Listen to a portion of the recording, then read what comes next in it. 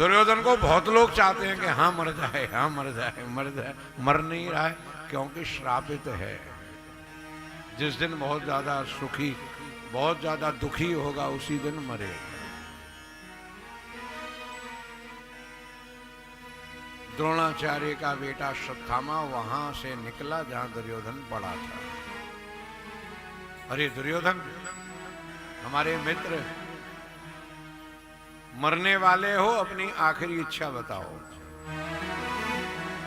मरने वाले की आखिरी इच्छा पूरी करने का बड़ा पुण्य है पुराणों में। एक आदमी को फांसी हो गई, उससे पूछा तुम्हारी आखिरी इच्छा क्या है? बोले मेरी जगह मेरे वकील को लटका दो, पूरे पैसे खा गया और बचा भी नहीं पाया। ऐसी इच्छा दुर्योधन की भी है। दुर्योधन ने कहा हम 100 भाई थे, 99 मर गए, मैं भी मरने वाला हूं, वो केवल 5 थे, एक भी नहीं मरा। अगर एक भी मर जाए तो मैं चैन से मर जाऊं। दुर्योधन को ही डिप्रेशन कहते हैं, जिसके मन में हमेशा बुरे विचार आते हों। दुर माने बुरे, योधन माने विचार, जिसके दिमाग में हमेशा बुरे ही बुरे विचार आते हों उसे दुर्योधन कहते हैं।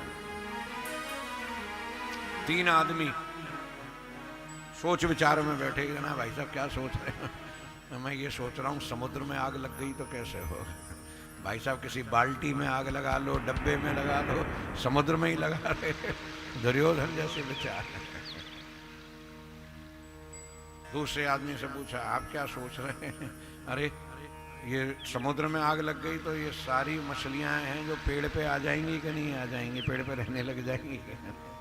तीसरा तो सिर पकड़ के सोच रहा है, भाई साहब आप क्या सोच रहे हैं? मैं ये सोच रहा हूं कि जब प्रलय होगी सबसे आखिर में जो मरेगा उसे शमशान लेके कौन जाएगा? डिप्रेशन, दुर्योधन।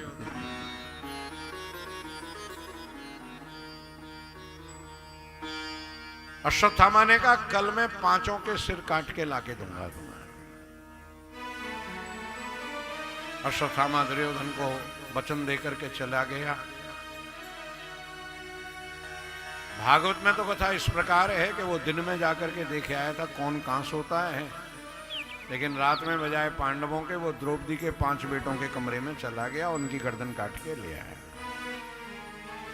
महाभारत में कथा इस प्रकार है कि एक बार अश्वत्थामा ने तपस्या करके भगवान शंकर से ऐसा बाण मांग लिया कि अश्वत्थामा को कोई भी जीत नहीं सकता था। शंकर भगवान ने जब ये शक्ति अश्वत्थामा को दी तब एक शर्त रखी, जीवन में केवल एक बार तुम इस शक्ति का प्रयोग कर पाओगे, जब तुम्हें लगे कि मेरे प्राण बचाने का मेरे पास अदरवाइज ऑप्शन नहीं है, तब ये शक्ति लेके तुम युद्ध करना, सामने कोई क्यों ना हो विजय तुम्हारी ही होगी, श्योर। आज तक अश्वत्थामा ने उस शक्ति का प्रयोग नहीं किया है क्योंकि अपने लिए युद्ध ही नहीं है। कौरव जीते, पांडव जीते, मुझे क्या मिलेगा? मैं क्यों प्रयोग करूं अपने बल का फॉर्मेलिटी में लड़ाई करके? आज बहुत बढ़िया मौका है, कौरव मारे जा चुके हैं, क्यों ना पांडवों का मैं वध कर दूं, पूरे धरती पर मेरा साम्राज्य हो जाएगा। कल सवेरे मैं पांडवों से युद्ध करूंगा, विजय मेरी ही होनी है, शंकर जी का दिया हुआ शस्त्र है। खुशी के मारे रात भर नींद नहीं आ रही, पेड़ के नीचे बैठा। एक उल्लू आया, सामने वाले पेड़ पर आकर के बैठा। उसी पेड़ पर एक घोंसले में 5 पक्षी सो रहे थे। सोया हुआ पक्षी हो या पुरुष, नगण्य होता है, उसका बल शून्य होता है। उल्लू ने सोते हुए पक्षी के परिवार पर आक्रमण करके सबको मार डाला। यह दृश्य देख करके अश्वत्थामा को दुष्प्रेरणा मिल गई, क्यों ना मैं रात्रि में ही आक्रमण कर दूं तो और जल्दी मैं जीत लूंगा, सुबह होते ही तो सरकार बना देंगे। श्री कृष्ण को पता है क्या होने वाला है। आप जान करके 5 पांडवों को काशी ले गए। श्री विश्वनाथ भगवान के दर्शन कराने के लिए इतना बड़ा महाभारत युद्ध जीते हो, चलो भगवान को प्रणाम करने चलते हैं। अश्वत्थामा ने आक्रमण कर दिया। सबसे पहले शिखंडी युद्ध करने के लिए आया, अश्वत्थामा के द्वारा मारा गया। पांडवों की सेना का जो सेनापति है वो द्रौपदी का भाई है, उसका नाम है धृष्टद्युम्न। द्रौपदी के पिता और अश्वत्थामा के पिता किसी जमाने में मित्र थे, और द्रौपदी के पिता ने अश्वत्थामा के पिता से कहा था कभी मैं तुम्हारे कुछ काम आ सकूं तो मुझे बताना। और एक दिन जब काम आया तो मना कर दिया, अरे अपनी औकात देख करके मांगो, क्या मांगते हो।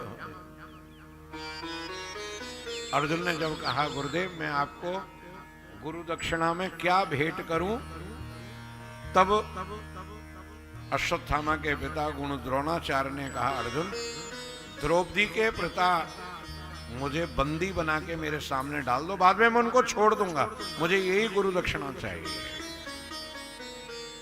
वारे अर्जुन, क्या बल था, क्या गुरु कृपा थी। धृष्टद्युम्न और उनके पिता को ला करके चरणों में डाल दिया था। पुरानी रंजिश चली आ रही थी, पांडव है नहीं, राष्ट्र की रक्षा की जिम्मेदारी सेनापति धृष्टद्युम्न पर है। रात्रि में वह युद्ध करने के लिए आए, परम बलशाली होने के बाद भी अश्वत्थामा के द्वारा उनका वध कर दिया गया। द्रौपदी के पांचों बेटे युद्ध के मैदान में पधारे। भीम का बेटा भीम की तरह बलवान है, अर्जुन का बेटा अर्जुन की तरह है। ये पांचों पांडव पुत्र युद्ध कर रहे थे तो पसीने छूट गए अश्वत्थामा के, प्राण बचाना मुश्किल हो रहा है। तब जाकर के अश्वत्थामा ने वही शक्ति का प्रयोग किया और पांचों के सिर काट डाले। चादरे में बांध करके पोटली चला गया दुर्योधन के पास। दुर्योधन बड़ा प्रसन्न हुआ, जो काम बड़े बड़े शूरवीर मिलकर के नहीं कर पाए अकेला अश्वत्थामा कर लाया, बहुत प्रसन्न हुआ। लेकिन हाथ में जब वो पोटली ली तो वजन को देख करके दुखी हुआ, इससे ज्यादा वजन अकेले भीमसेन के सिर में है, क्या लाए हो इसमें। पोटली खोल के जो अपने वंशजों को देखा बहुत दुखी हुआ। हे अश्वत्थामा, मेरे वंशज तो महाभारत में मारे गए, अब यही बचे थे जो हमारा श्राद्ध करते, तर्पण करते, तुमने हमको पानी देने वाला भी नहीं छोड़ा। दुखी होकर के दुर्योधन मर गया।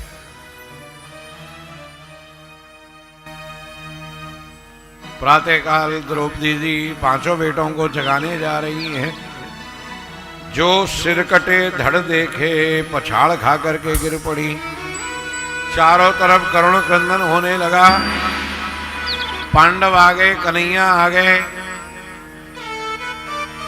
अर्जुन ने श्री कृष्ण से प्रार्थना करी, कृष्ण कृष्ण महाबाहो भक्ता नाम अभयंकर त्वमेको दह्यमानानाम अपवर्गोऽसि संसदे।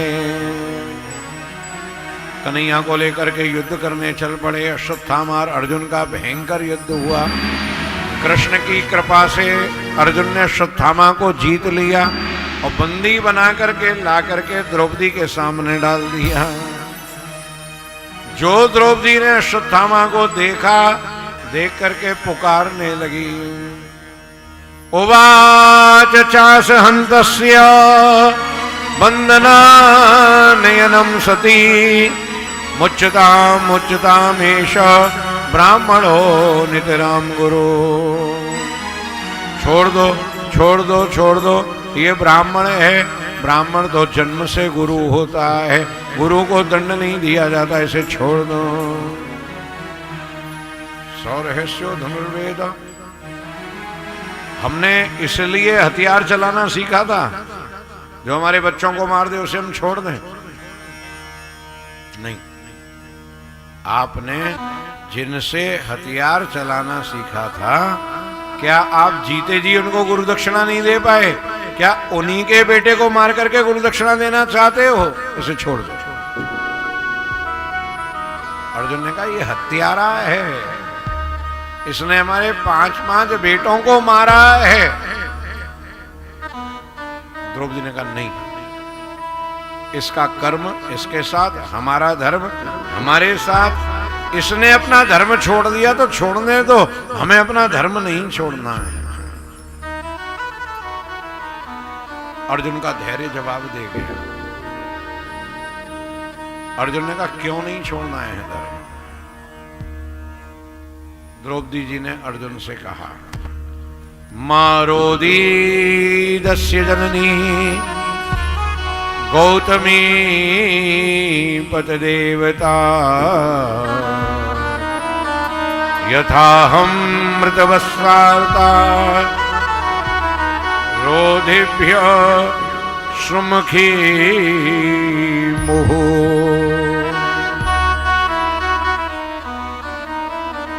एक स्त्री के जीवन में 2 सहारे होते हैं। पहला सहारा पतिदेव और दूसरा सहारा बेटा होता है।